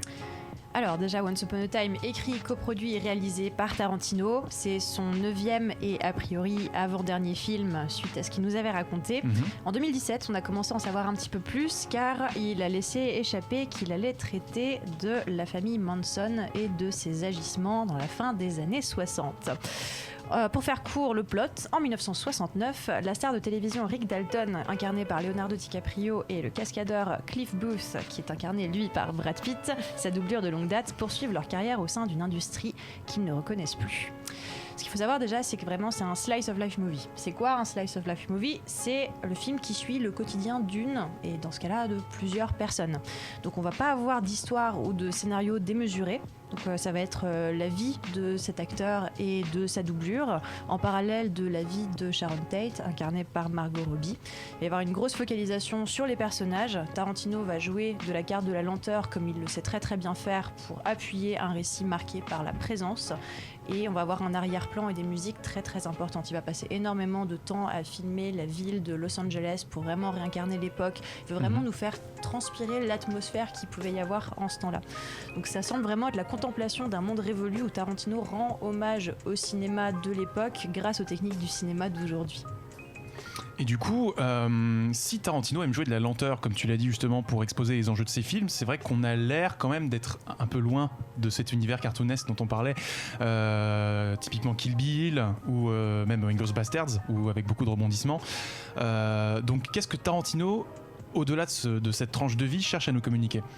Alors, donc certains vont vraiment dire qu'on reconnaît le Tarantino, mais on ne reconnaît pas le Tarantino. On va avoir plein d'ingrédients qu'on retrouve souvent dans sa cuisine. Un film de Tarantino, mais pas trop. Oui, voilà, mais pas trop. On va retrouver ses acteurs fétiches, on va avoir des clins d'œil à d'autres productions comme il aime le faire, on va avoir la musique, on va avoir la façon dont il filme, on va avoir des pieds aussi. On n'en a pas parlé des pieds. Le chat nous demande, il n'y a pas, voilà, sur le chat, je vois des pieds, les pieds oui, à chaque fois. Oui, voilà, les pieds. Ils sont là, vous inquiétez pas. Donc, dans Once Upon a Time in Hollywood, Tarantino. Ils sont sales. C'est la grande nouveauté.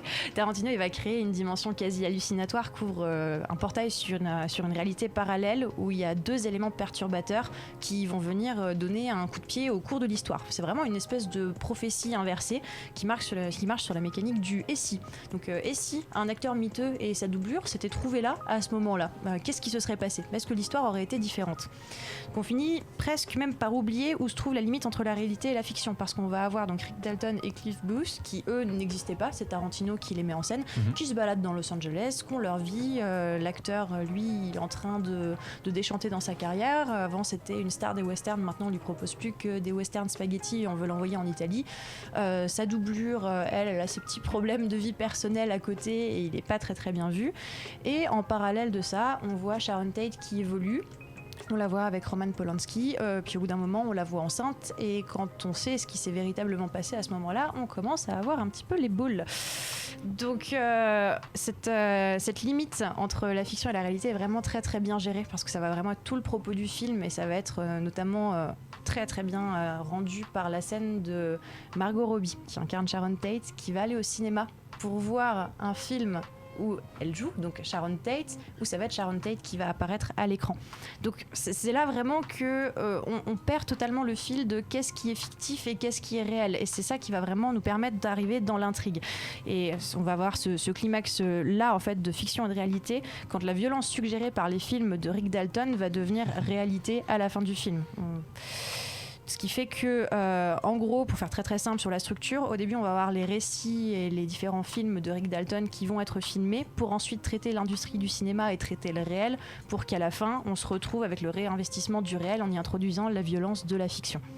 Mais comment tu résous du coup cette dualité, enfin comment Tarantino résout cette dualité entre les deux univers qui s'entrechoquent ? Alors moi ce que je fais, c'est que je fais chauffer ma bouille. Oh non, alors non, ça va se solder par un élément clé de Tarantino qui est la violence. On va voir la violence apparaître à la fin, mais bon, c'est du Tarantino donc on s'y attend, mais ce qui était assez intéressant en analysant ne serait-ce que le titre de l'œuvre, c'est qu'on pouvait s'y attendre, parce qu'un film qui commence par Once Upon a Time, ça peut nous rappeler un Once Upon a Time in the West ou un Once Upon a Time in Mexico, qui sont quand même bien caractérisés par leur violence, donc on savait que c'était du Tarantino avant l'heure, mais pour une fois la violence va résoudre la situation, parce qu'on va se retrouver avec un happy ending. Et quelle est la formulation typique de l'happy ending en anglais? C'est Once Upon a Time, ça va introduire l'histoire.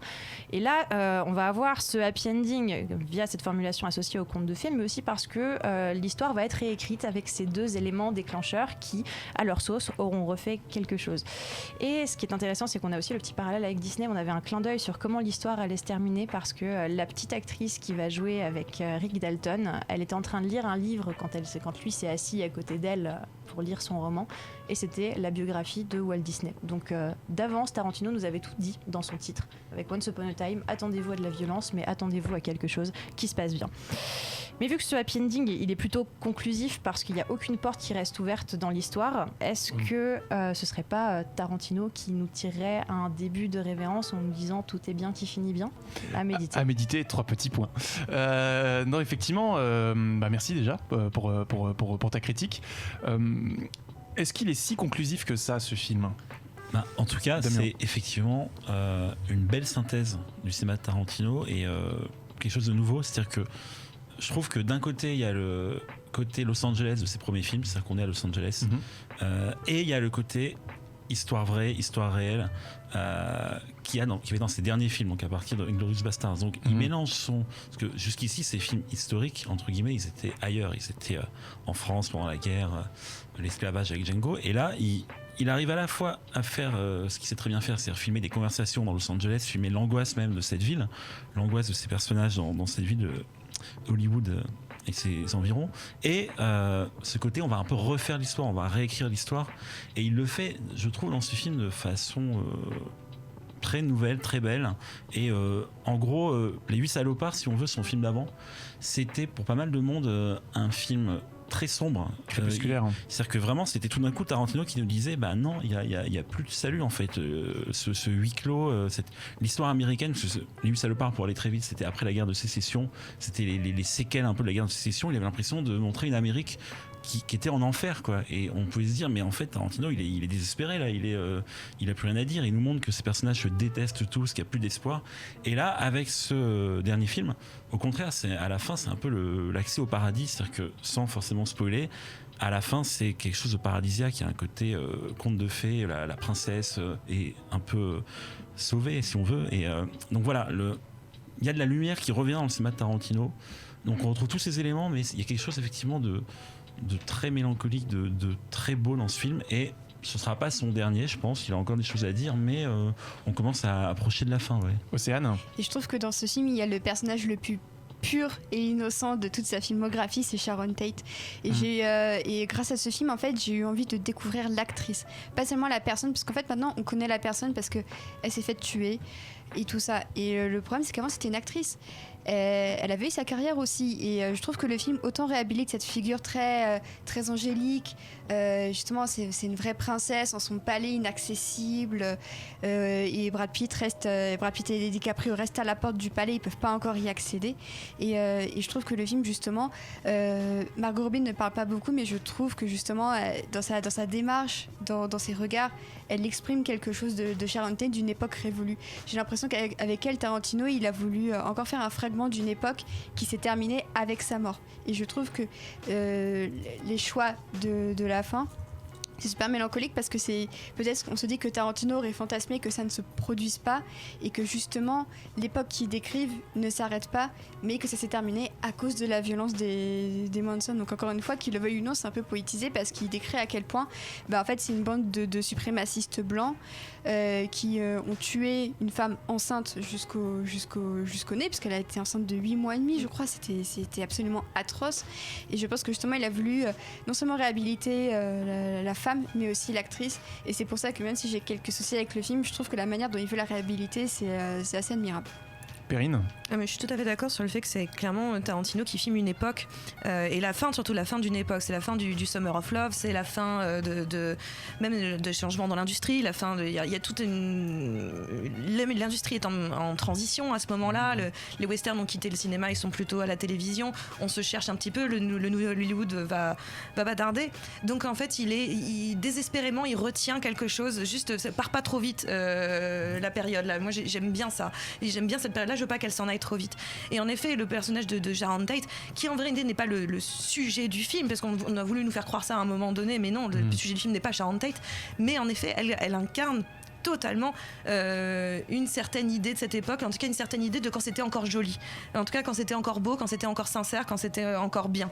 Et le fait qu'il veuille sauver un personnage comme ça, en effet, il fait ça depuis Django, il fait ça avec Inglourious Basterds.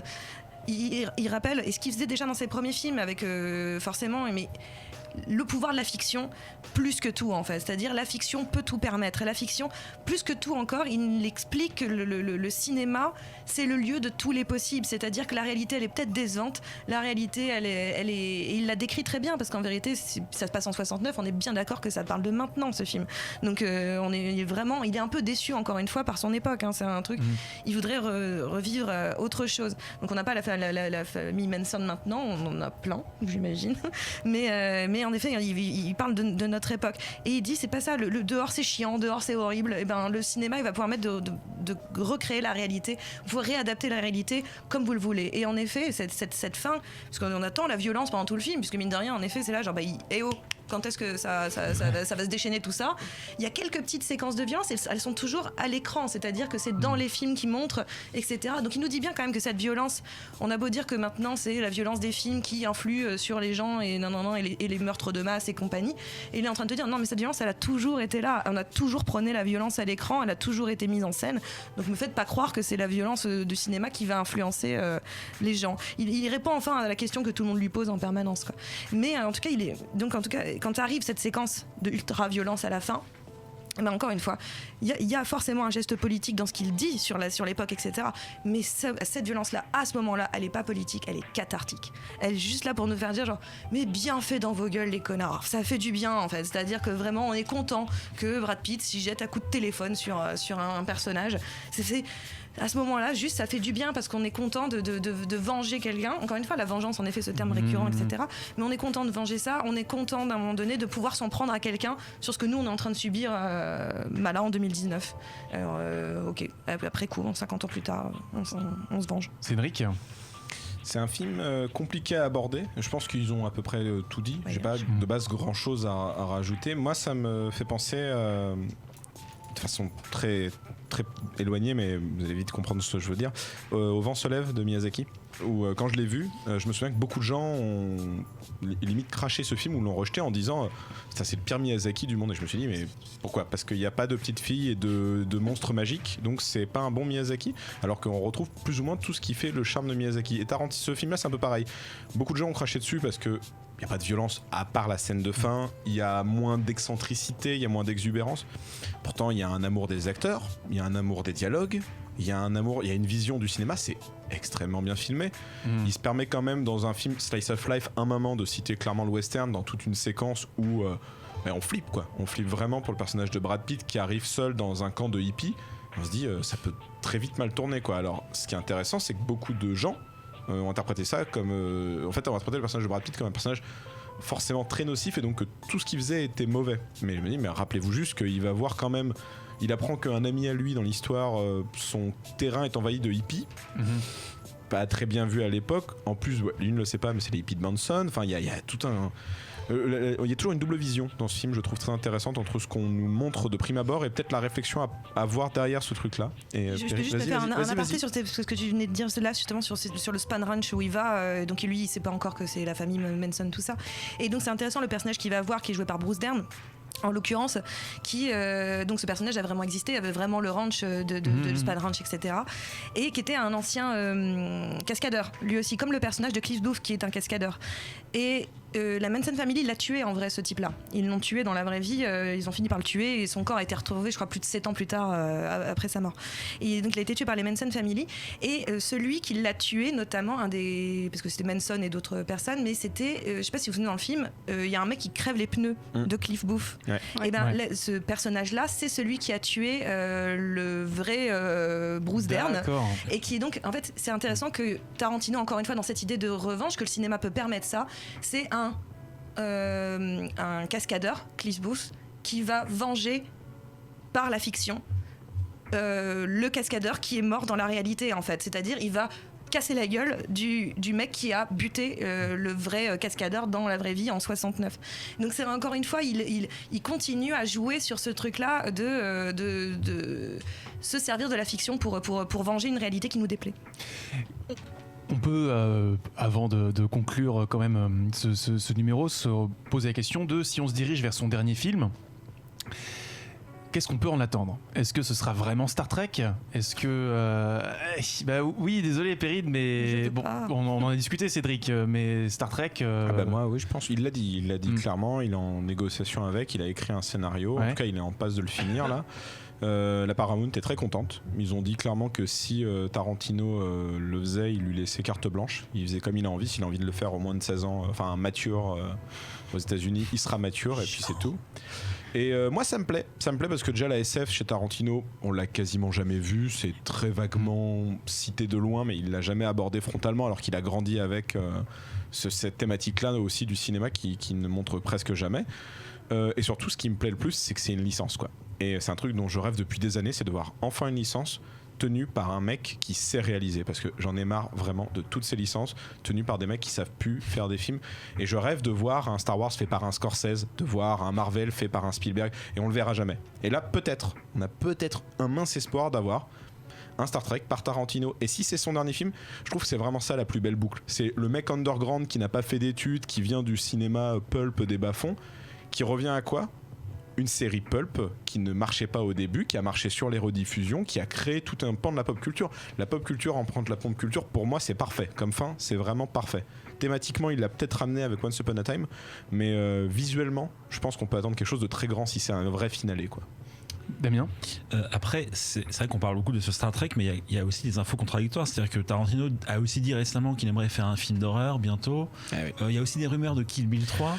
Donc je n'y crois plus, ne me fais pas de mal. Kill Bill 3, pourquoi pas ? Parce que apparemment Uma Thurman et Tarantino se sont un peu rabibochés dernièrement. Ouais. On se rappelle que dans Kill Bill 1, il y avait des scènes tournées. Non, mais elle disait à la fille de la première femme qu'elle tue quand tu seras grande, viens me revoir. Chercher, ouais. Et puis il y a aussi la fille d'Uma Thurman dans la vraie vie qui joue d'ailleurs dans Once Upon a Time in Hollywood, qui a grandi, qui pourrait peut-être jouer la fille de Uma Thurman aujourd'hui. Enfin, en tout cas, peut-être qu'il fera le Star Trek, mais peut-être aussi qu'il fera plus de 10 films, peut-être qu'il fera 11, 12. Qui ment. Il serait bien qu'il fasse comme Luc Besson, d'une certaine façon, qui avait dit qu'il en ferait 10 et qui a menti outrageusement. Mais lui, on lui en veut un peu plus. Ah oui. Et alors que Tarantino, on aimerait bien qu'il mente, en fait, pour le coup, et qu'il fasse plus de 10 films. Ça serait très bien. Très content.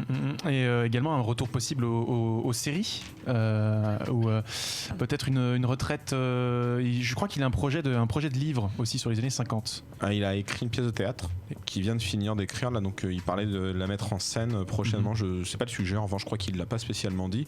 Il avait des projets de série à un moment, il le disait à moitié en rigolant, mais je crois que c'est à moitié sérieux, que la fausse série dans laquelle joue Bounty Law, dans laquelle joue DiCaprio dans son dernier film, pourrait être adaptée en mini-série.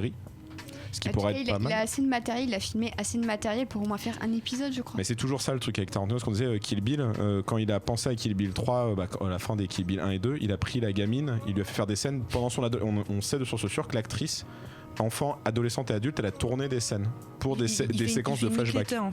En fait, il avait prévu dans le scénario original de Kill Bill 3, c'était que cette gamine devait être entraînée par les survivants du massacre. En fait, donc tous les acteurs avaient accepté de jouer, ceux qui survivaient en tout cas, pour entraîner cette petite à venger la mariée. Donc ça devait être Kill the Bride, le titre, en tout cas le nom de code du projet était Kill the Bride. Dernière question, est-ce qu'on peut dire que Tarantino a fait école ? Est-ce qu'on peut dire qu'il a des héritiers ? À quoi est-ce qu'on peut mesurer son influence ? Oui, il en a même trop. Oui, trop ?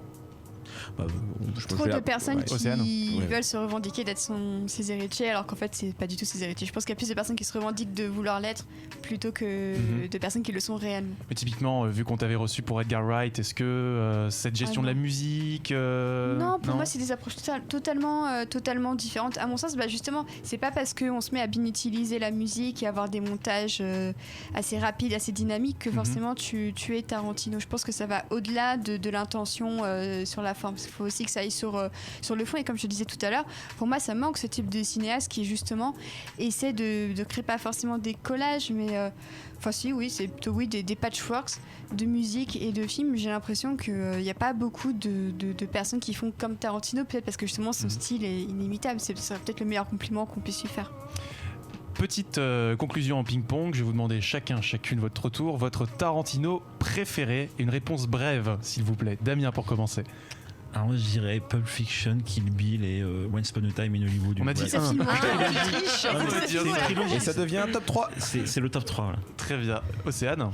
The Hateful Eight et Pulp Fiction. Chloé. The Hateful Eight aussi. J'ai un faible avec les huis clos. Je mets Reservoir Dogs derrière. Très bien. Perrine. On peut en citer 1000, c'est ça ? Non, d'accord. Moi, ce sera Boulevard de la Mort et Kill Bill, mais Boulevard de la Mort avant toute chose. Cédric. Moi, déjà en grand numéro 1, Kill Bill. Et Hateful Eight et Once Upon a Time récemment m'ont mis des grosses claques, mine de rien, et tiennent bien sur la durée. Très bien. Alors, sur le chat, je vois que ça parle pas mal de Kill Bill 3 dans l'univers de Star Trek en film d'horreur. Et ça parle de Matthew Vaughn aussi. Pourquoi vous parlez de Matthew Vaughn donc, voilà, pour clore, moi, ce sera Django, le Django d'amour. Film romanesque incroyable. Voilà, c'est fantastique. Merci à toutes et à tous pour ce bien beau débat, ma foi. Il me semble que l'émission n'est pas terminée, car c'est l'heure de passer, comme vous le savez, au quiz musical. Alors le quiz musical cette semaine s'intitule, oui on cache le chat avec les conducteurs s'il vous plaît, sinon on regarde les réponses et c'est pas très bien. Ce quiz musical cette semaine s'intitule Elle est pas mal cette playlist, haha vous l'avez. Donc oui il y a des lendemains de soirée qui sont plus difficiles que d'autres. Donc c'est donc une... Ce sera donc une playlist consacrée à Los Angeles et à l'influence que cette ville a exercée sur divers pans de la pop culture. Il y a du cinéma, pour vous rassurer. Tout va bien, Chloé?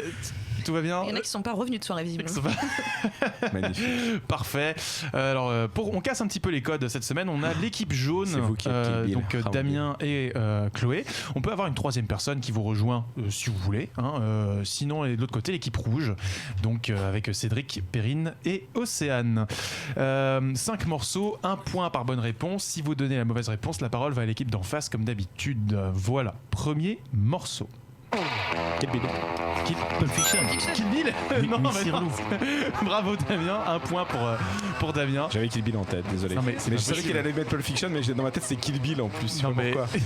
Non mais je savais que ça allait être Pulp Fiction, je savais. Alors que la vraie réponse c'était Les Enfants de la Mer, évidemment.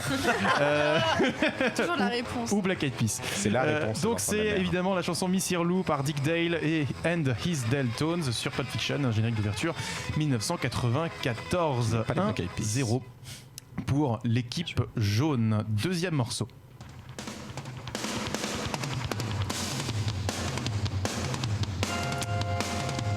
Alors, ça se passe à Los Angeles. Los Angeles finit pas très bien dans le film d'ailleurs. C'est un gros indice que je vous donne. Invasion Lélé. Ce n'est pas Invasion Los Angeles. Équipe jaune. C'est un film qui va avoir une suite au cinéma dans pas très longtemps. C'est une grande saga qui a eu 2 grands films et beaucoup de mauvais films après. Non. 5, Non, j'ai pas du tout. 4, Ça va repasser à eux, 3, j'ai pas pour moi. 2, grande saga qui a eu chanson interprétée par les Guns N' Roses. Attends, chouette, c'est une grande saga, ils ont 2 films, ça c'est le 3e qui sort là. Ça c'est le 3, ça c'est non c'est le 6e qui sort en ce moment-là. Terminator. Terminator. Ah, il faut que je te donne lequel Oui, bien sûr. 2. Terminator 2, bravo. Je sais pas si Donc, Wow. c'était un gros indice de dire quand même que Los Angeles finit mal dans ce En même temps, film. il y a plein de films où elle termine mal. Oui, c'est vrai. Mais bon, donc effectivement, You Could Be Mine par les Guns N' Roses, de Terminator 2, Judgment Day, sorti en 1991, film de James Cameron avec le bien-aimé Arnold Schwarzenegger. Voilà, bah oui. J'aurais peut-être dû commencer à ce moment-là du morceau. Je m'excuse, mais l'intro était quand même beaucoup trop badass pour être sauté. 1 partout, 3e morceau, toujours du cinéma. Alors c'est toujours à Los Angeles, évidemment. Chaussez vos plus belles lunettes.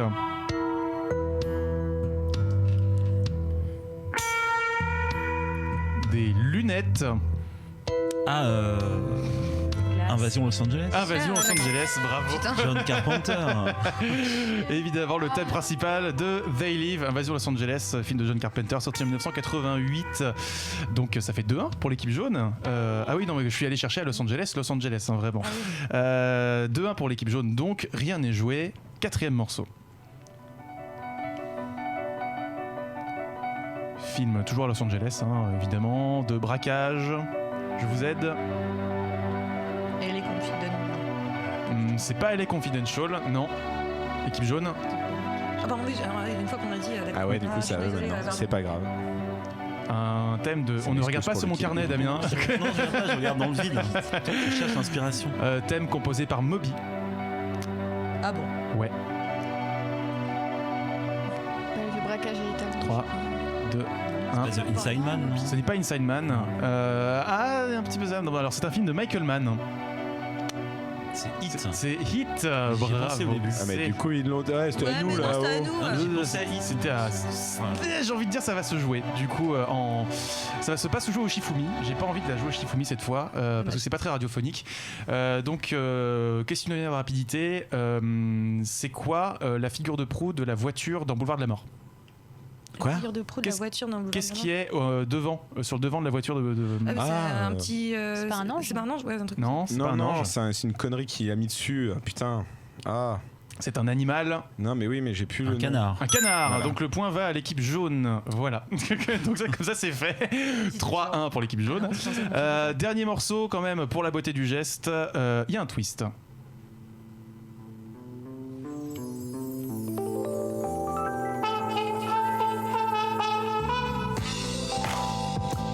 C'est Persona 5. Ce n'est pas Persona 5. Ça ressemble beaucoup. Il y a 5 dans le titre, effectivement, il y a un 5, mais ce n'est pas Persona, l'équipe jaune. C'est stressant à faire ça, Karel. Oui, bah je compte, pour pas que vous monopolisiez le temps. C'est un jeu vidéo. GTA GTA 5. Mais c'était encore à nous là. GTA 5 et cette fois-ci c'était à vous. C'est à vous. Donc en plus quoi qu'il arrive. De toute façon ils ont gagné, c'est bon, allez 3-2. Donc oui évidemment. Désolé, c'est ma faute, j'aurais dû Welcome. dire Apple Fiction ont gagné. Il y a un twist, Welcome to Los Santos, ville donc évidemment inspiré de Los Angeles. Thème composé par Ono, qui est un producteur de musique hip-hop que je vous recommande. D'ailleurs, il fait des très très bons morceaux. Et donc c'est un thème qu'on retrouve très fréquemment dans GTA 5. Voilà, jeu sorti en 2013 sur toutes les bonnes consoles et sur PC, édité par Rockstar Games. C'est donc sur un score de 3-2 que se termine ce quiz musical.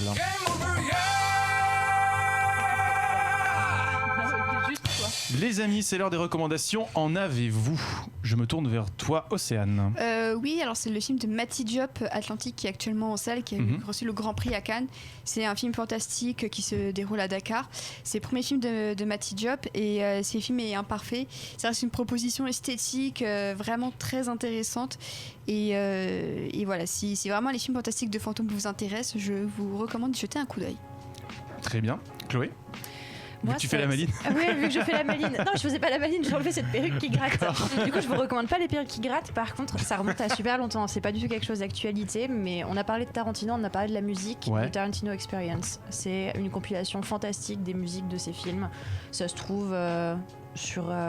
Vous pouvez commander vraiment le CD en tant que tel. Vous pouvez écouter. Chez tout votre ça. cousin aux États-Unis. Voilà. Aussi. D'accord. Non, mais c'est juste que ça replonge dans des scènes assez sympathiques et c'était ce qu'on écoutait en voiture. C'était génial. Très bien. Cédric, avant de donner le mot de la fin aux invités, évidemment. Oui, eh ben, je vais recommander un manga pour une fois. Ça fait longtemps que je n'avais pas recommandé un sympa, qui s'appelle Empereur du Japon, qui est aux éditions Delcourt Tonka, mais qui est, comme son nom l'indique, une biographie de l'empereur Hirohito Ier, qui a gouverné, enfin qui a régné sur le Japon de 1928 à 1989. Et c'est plutôt pas mal du tout, même très bien. Et globalement, il y a plein de petites anecdotes intéressantes. Et surtout, ça montre vraiment comment est-ce qu'on crée un empereur, parce qu'il est né en sachant qu'il allait devenir empereur, et donc l'éducation qu'il a reçue, et donc c'est les batailles un peu de palais, hein, les instigations pour savoir quel tuteur va avoir la main mise plus sur lui qu'un autre, et quelles valeurs morales vont accentuer son règne plus qu'autre chose. Savoir que c'était donc l'empereur pendant la Seconde Guerre mondiale, et donc ça amène quand même beaucoup de questionnements très intéressants, parce que il a demandé aux Américains de le punir lui, mais pas son peuple. Donc voilà, ça amène un peu qui était le bonhomme. Sébastien, dans l'oreillette, me dit de parler de Lady Snowblood tant qu'on parle de manga, vu que c'est une influence importante de Kill Bill. Donc comme ça, il hijack l'émission pour faire sa petite reco. C'est parfait. Perrine, as-tu une recommandation? Ben voilà, je me sens prise des beautés. Très bien, on a parlé de Once Upon a Time. Hein, je peux demander à Damien, sinon le temps que t'en trouves une. Mais non, mais putain, pour moi, il y a un film qui sort la semaine prochaine, qui est un film français qui s'appelle Chambre 212, que j'ai bien aimé, de Christophe Honoré. Et ça peut être surprenant, mais c'est presque le Tarantino français, parce que parce que c'est un cinéaste qui joue avec la musique, voilà. C'est un de ses plus beaux films. Ça sort en face de Joker, donc je pense que ça va être compliqué en termes de box-office et de visibilité. Mais voilà, c'est un film avec Chiara Mastroianni, un film français. La musique est très belle, il y a plein d'idées et si vous pensez à Tarantino dans le film, voilà, vous penserez à moi. Très bien. Je fais un lien un peu surprenant, mais voilà, c'est un des bons films, on va dire, qui sort la semaine prochaine. Très bien, merci beaucoup, Perrine. Eh bien, tu t'es fait voler ta recommandation? Non, pas du tout, mais par contre, je suis très chouette. Moi aussi, je suis tout à fait d'accord avec Damien. C'est très chouette, Chambre 212. Mais moi, je vais parler d'un film qui est déjà sorti, mais comme on était sur Once Upon a Time et qu'on a vu un Brad Pitt démentiel dans Once Upon a Time, je vous propose de continuer à voir du Brad Pitt démentiel avec Ad Astra de James Gray, qui est un film sublime. James Gray est un très grand cinéaste et c'est le vrai pendant de Lost City of Z, qui était le chef-d'œuvre l'année où il est sorti. Chef-d'œuvre de l'année en tout cas, et voilà, on a une performance de Brad Pitt hallucinante et il mérite l'Oscar pour les 2 films. Et malheureusement, c'est Joaquin Phoenix qui repartira avec, mais c'est dommage parce que franchement, Brad Pitt cette année, je crois qu'on avait un peu oublié. J'espère, mais on avait un peu oublié à quel point Brad Pitt était un extraordinaire acteur.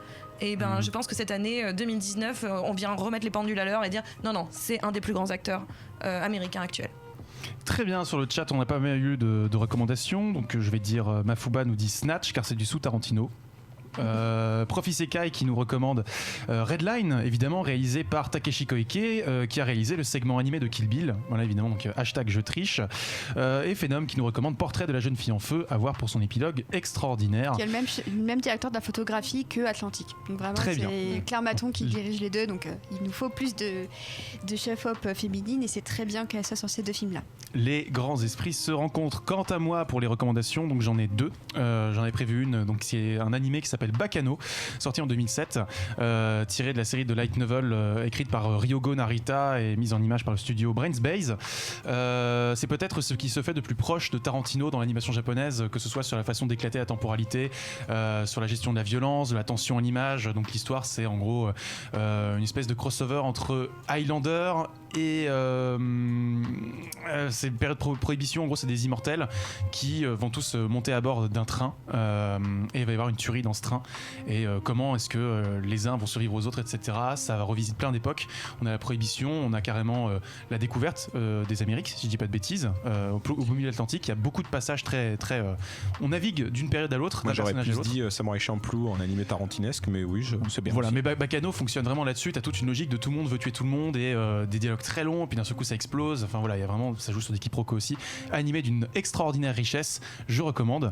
Et parce que l'actualité malheureusement est ce qu'elle est, je vous recommande La Vallée des Bannis, qui est un tome de Spirou signé par Philippe Thom, qui nous a quittés, dont on a pris le décès ce matin, qui est peut-être l'un des tomes qui m'a le plus marqué dans mon itinéraire de BD-Phile.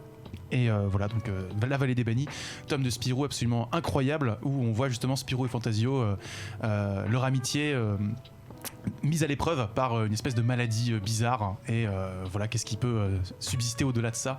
Et c'est assez magnifique de voir Fantasio qui hurle Fantasio Magazine et qui se barre après avoir assommé Spirou, par exemple. Voilà, donc gros tome avec Machine qui rêve aussi, évidemment. Seb qui opine du chef derrière la vitre, évidemment. Les amis, comme le veut l'adage, c'est la fin des choux. Et c'est la fin de cet épisode d'Hyperlink. On espère que ça vous a plu. Damien, Perrine, où est-ce qu'on peut vous retrouver ? Sur Twitter, dans le magazine 3 couleurs, on écrit tous les deux d'ailleurs dans 3 couleurs première. Sinon je traîne souvent vers Châtelet. Voilà. Nous, Cédric et moi aussi, quand on va au cinéma, tu sais, c'est je suis tous les jours. Et puis quand je fais mes recherches à Pompidou aussi. Bref, donc merci tout le monde pour ce numéro fort complet sur Quentin Tarantino. On espère que ça vous a plu. On se retrouve la semaine prochaine avec toi, Céane d'ailleurs, pour un numéro et on vous laisse compléter cette série de Na. Voilà. Bon dimanche, bonne fin de week-end et bonne semaine à toutes et à tous, et on se retrouve la semaine prochaine. Ciao. Ciao. À la prochaine.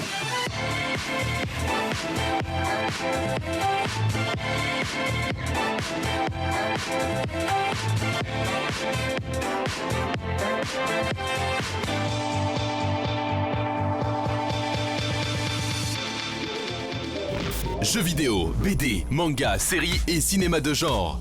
L'actu Pop & Geek, c'est dans Hyperlink, votre cocktail de bulles et de pixels, avec Karel et son équipe, tous les dimanches à 17h en direct sur VL.